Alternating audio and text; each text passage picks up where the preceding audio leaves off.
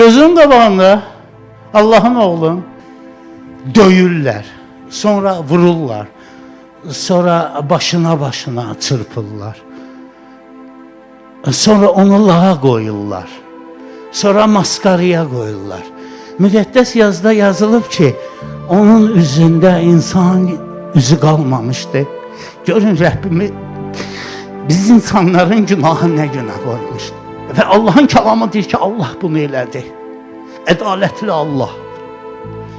Biz elə döyülməliyik, etdiklərimizə görə. Biz eləncə söyülməliyik. Sənin mənim üzümə tüpürülməliydi. İsa bunu qəbul edir. Bilirsiniz, zinakar qadına İsa deyəndə ki, sənin günahların bağışlandı. Bu sözü demək asandır. Bunun dalında durmaq lazımdır. Çünki o an ata İsa'ya deyirdi.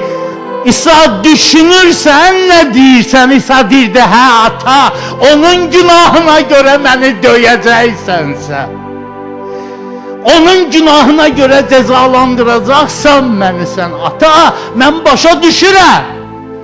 Mən başa düşürəm. Mən bilirəm.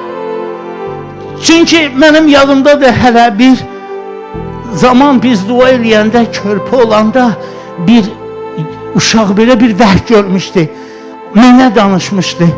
Dedi, ay papa, görürəm ki, səni qaldırırlar vurmağa, bu dəmdə İsa özün verir və zərbə İsa'ya dəyir. Bizdə vurulan zərbələr İsa'ya dəyib.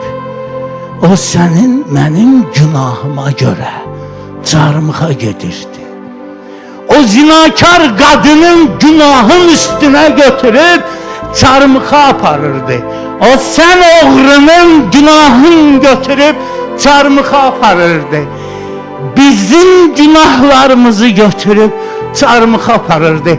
Amma aparmamışdan qabaq Allah'ın qəzəbi bizim günahlara görə onun üstündeydi. Siz deyərsiniz, Allah nə qədər qəddardır. Allah ədalətli Allahdır. Allah müqəddəsdir. İsa'dan başqa kim günahlara görə qurban verib özü?